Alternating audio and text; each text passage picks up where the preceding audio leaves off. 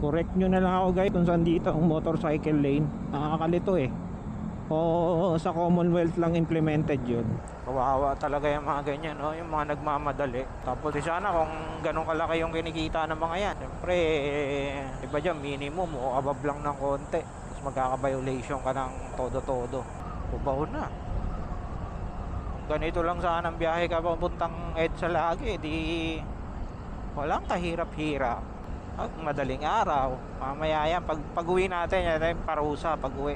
Tagaktak ang pawis natin, ito kakasingit.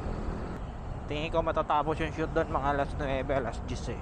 Yun o, makaparking o, ayun pa, taxi. Tangina, good luck sa mga babayaran nyo talaga. Kasi na tong PhilHealth na to, hindi pa sumagad. Dapat pag ang dala natin guys ay government Light right onto East Avenue. Medyo mas doblehin natin ang iingat natin kasi nakikita tayo ng mga normal citizen eh. Isipin Continue na on East Avenue for 1.5 kilometers. Driver and rider, porque government vehicle eh, kung saan pwede na pumarada, di ba? Takot din siguro mahuli yung PhilHealth na yung kanina, kaya ayaw sumagal doon sa ano.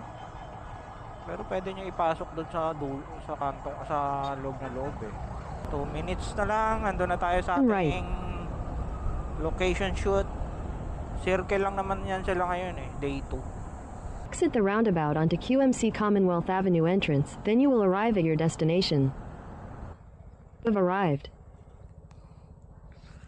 Kala ko wala akong barya eh. Kailangan pa paglabas, sir? Okay. Saan ang parking ng motor? Unang kanto. Unang kanto kaliwa.